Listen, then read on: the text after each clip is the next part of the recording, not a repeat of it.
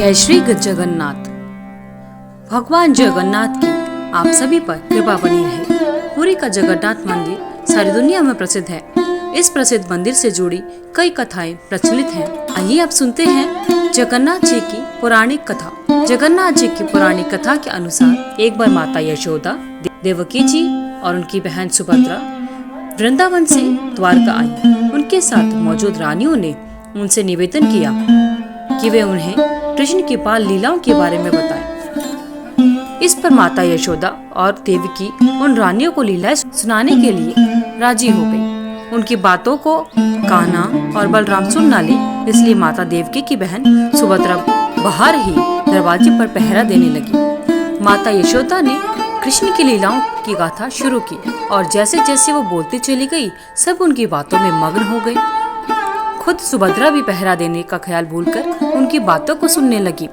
इस बीच कृष्ण और बलराम दोनों वहां आ गए और इस बात का किसी को पता भी नहीं लगा। सुभद्रा भी इतनी मग्न थी कि उन्हें पता न चला कि कान्हा और बलराम कब वहां पर आ गए। भगवान कृष्ण और उनके भाई बलराम दोनों माता यशोदा के मुख से अपनी लीलाओं को सुनने लगे।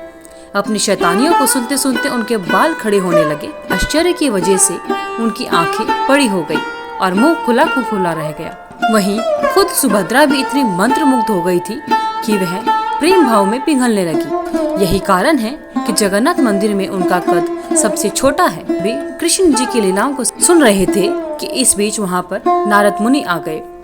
नारद जी सबके हाव भाव देखने ही लगे थे कि सबको एहसास हुआ कि कोई आ गया है। इस वजह से कृष्ण लीला का पाठ वहीं पर रुक गया। नारद जी ने कृष्ण जी के उस मन को मोह लेने वाले अवतार को देखकर कहा कि वाह प्रभु, आप कितने सुंदर लग रहे हैं। आप इस रूप में कब अवतार लेंगे? उस वक्त श्री कृष्ण जी ने कहा कि वह कलयुग में ऐसा अवतार लेंगे। वादे के अनुसार कलयुग में श्री कृष्ण राजा इंद्रमन के सपने में आए और उनसे कहा कि वह पुरी के दरिया किनारे एक पेड़ के तने में उनका विग्रह बनवाए और बाद में उसे मंदिर में स्थापित करवा दे। श्री कृष्ण के आदेश के अनुसार राजा ने काम करने के लिए काबिल बढ़ई की तलाश शुरू कर दी। कुछ दिनों में एक बूढ़ा ब्राह्मण उन्हें मिला और इस विग्रह को बनाने की इच्छा जाहिर की और कहने लगा कि मैं इस विग्रह को बना सकता हूँ।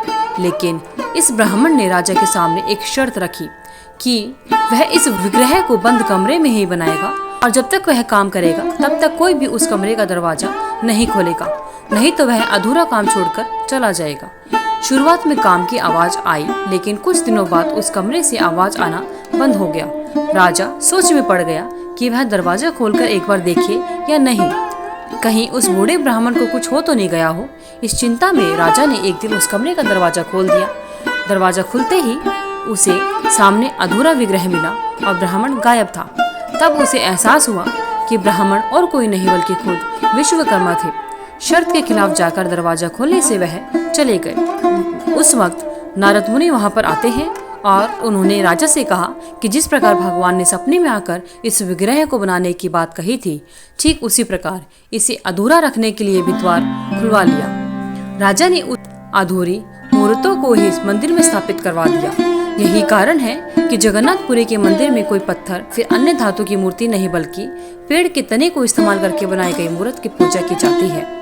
इस मंदिर के गर्भगृह में श्री कृष्ण, सुभद्रा एवं बलराम की मूर्ति विराजमान है। कहा जाता है कि माता सुभद्रा को अपने मायके यानी द्वारका से बहुत प्रेम था, इसलिए उनकी इस इच्छा को पूर्ण करने के लिए श्री कृष्ण, बलराम और सुभद्रा जी ने अलग अलग रथों में बैठकर द्वारका नगरी का भ्रमण किया था। तब से आज तक पुरी में हर वर्ष रथ यात्रा निकाली जाती है। बोलिए जगन्नाथ भगवान की जय। हे भगवान जगन्नाथ, अपने भक्तों पर सदा कृपा बनाए रखना। धन्यवाद। अगर आपको वीडियो अच्छी लगी तो वीडियो को लाइक करें, शेयर करें, चैनल को सब्सक्राइब करके बेल आइकन को जरूर प्रेस करें ताकि आगे आने वाली सभी वीडियोस की नोटिफिकेशन आप तक समय से पहुंचती रहे। भगवान जगन्नाथ की आप सभी पर कृपा बनी रहे। कमेंट बॉक्स में जय जगन्नाथ लिखना ना भूलें। आपका दिन मंगलमय हो।